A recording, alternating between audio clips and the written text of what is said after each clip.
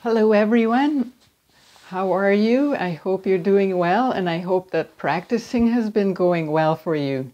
Don't forget that you can ask questions in the comment section. If you have any doubts about anything, just don't be shy to ask a question, because other people will learn from your questions as well. So don't be afraid to ask. A few lessons ago, we learned how to play Twinkle Twinkle Little Star in C major. And there we basically stayed to one position, but not all songs will stick in one position. So we have to learn how to move from one position to another smoothly so that we don't sound disjointed in our playing. One of the ways that we can do this is by turning a finger. So we might be in a C position and wanting to get to G position maybe. We can do that by turn a finger over. Now we're in G. See that? So we play this with our fourth finger, and now we're suddenly in G position without sounding very disjointed. With the right hand, you can do the same thing, play some notes in the C position, and then turn the thumb under and become G position, just like that, without any disjointedness. Another method that we can use is to scrunch up our hand. Say we're in C again. We can scrunch our hand and open it and get from C to F, or any other, actually, just about any other, because we can even use an extension. We can go from being in a C position, take an extension,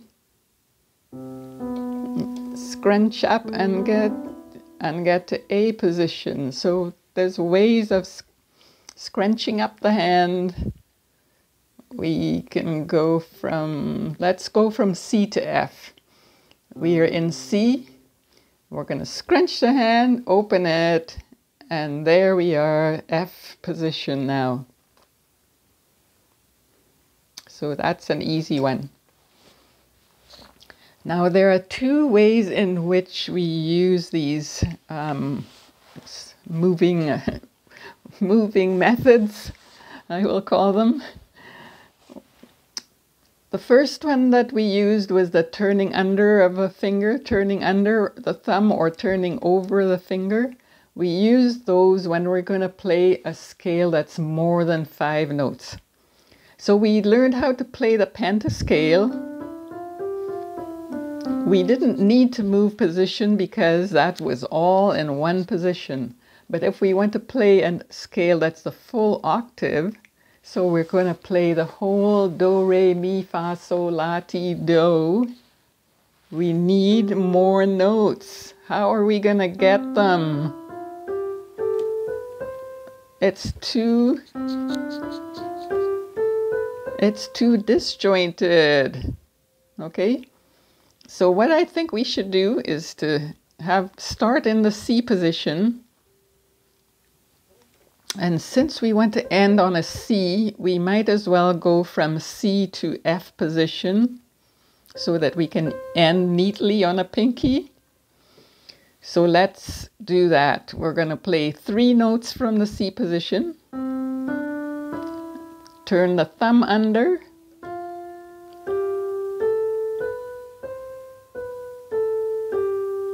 We're finished with F. Go back to C.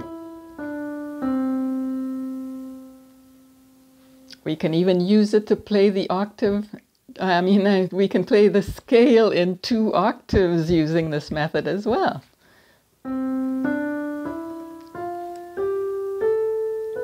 C position, F position, and come back down. We're descending now. C position, F position, C position again. So thinking about the scale as being in two positions all the time will help us with the fingering as well, because we can see that when we're supposed to be in the F position, we're going from C position to F, we're going to need to turn the fourth finger. When we are going from F to C, we need to turn the third. So you can tell which finger to use each time just by thinking of it in terms of positions. C position, F position, C again. Now the left hand is the mirror image, so of course it's going to be a little different. We're going to still use C and F positions, but this time we're going to finish the C position before moving on to the F position. Turn the third. See how we're in F? Now we're going back to C and F again. So this time we're not finishing the F position before we go back to C.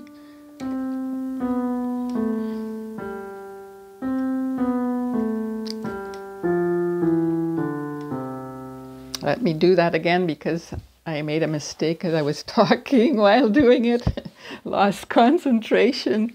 Let's do that again. C position, finish the C, turn to F, C again, F again,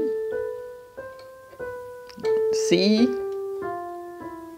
F, and C again. So that's how we play full octave scales, even 2, and you can do 3 and 4 octaves as well. When you get to the higher grades in classical music, you will be required to do them in 3 or 4 octaves. So that's it. And now the second way that we learned how to change from one position to another will help us with broken chords. So you've got your chord chart, and you see that a chord, C major chord is like this, F is like this, and what else do you learn? G. Those are the 3 that we had in Twinkle. So now if we want to play them as broken chords, that just means that we're going to play them 1 note at a time. We're not playing them 3 notes together. We're going to play them, and then that's the root position. Then we're going to change to play the first inversion. For the first inversion, we have to be in E position, but we have to have an extension because we're not playing E, G, B. We're going to be playing E, G, C. Okay? Let's move from the C to the E position now. And then the next position will be G position so that we can get that second inversion. G, C, E. And then we end with the root position. Scrunch up the hand and release right away.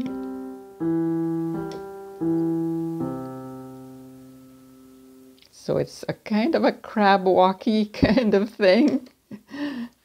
And that gets you from one place to another fairly easily without making a big break in the music.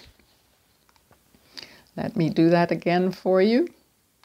C, E, G, E, G, C, G, C, E, C, E, G. Descending.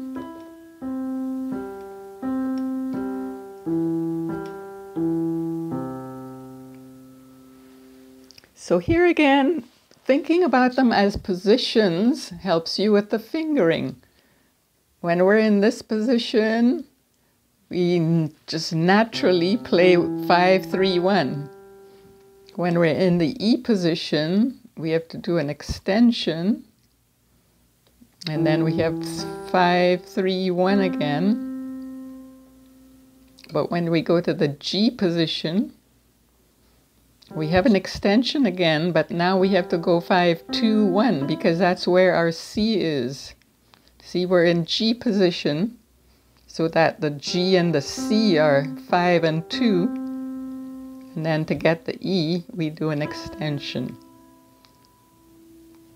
And then back to root position.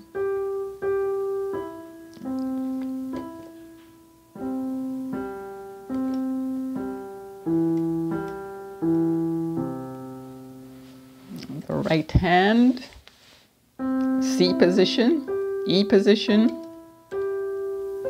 So it's an extension again. So an extension can be thumb to the left or fingers to the right. Okay? I don't think we went over that before. That's right. We didn't talk about this before in the previous lessons. When you extend your position, it can either be thumb moving or the fingers moving. We sort of did it in Twinkle, but we didn't really talk about it. So now I'm talking about it for you. Okay, so let's do that. Root position, first inversion, second inversion,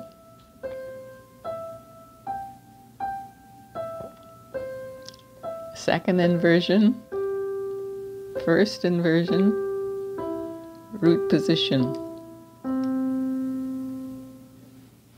And so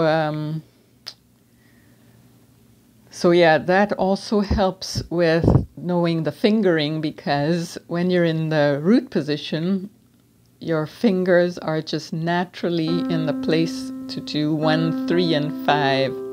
2 and 4 don't do anything. When you're in this position, you can either think of it as E extended to the right, or it could be F extended to the left. Whichever one it is, your second finger will be on the G and pinky on the fifth on the C. Then when we come to this position, it'll be 1, 3, and 5.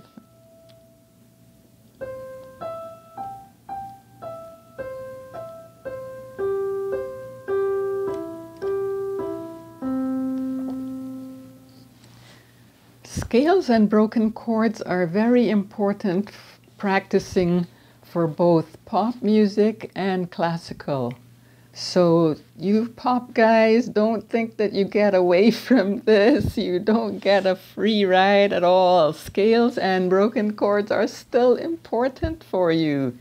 These things are good for you, like spinach, you know? So don't forget to practice your scales and your broken chords. I'll be going over this again with you in another future lesson. So don't worry about it if you don't get it just yet. Just keep plugging away at it.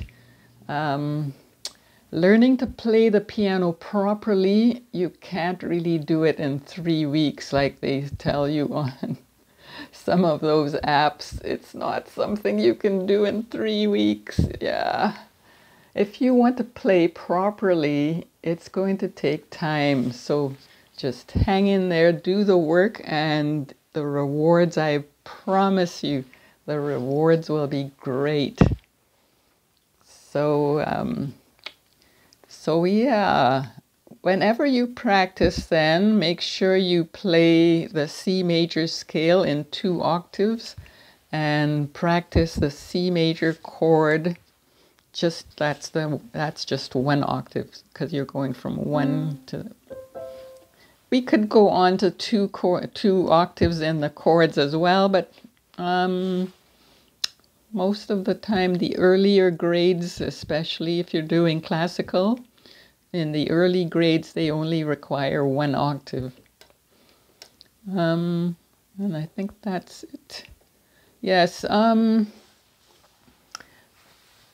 Next time, I will be talking a little bit about whether you should go on to pop or classical music, because at this point you really should start diversifying. We will still have basic piano lessons. This course will continue because there's a lot more basics to learn. But at this point, I feel that you should be doing 2 of my courses. Continue with basic piano, but also go on to either the pop or the classical sections of my channel. Okay, I think, yeah, we should just end here because there's so many things I want to tell you, but I shouldn't overload you in one lesson. So we better end here, okay? So keep on practicing and don't give up, okay? Talk to you next time. Bye-bye for now.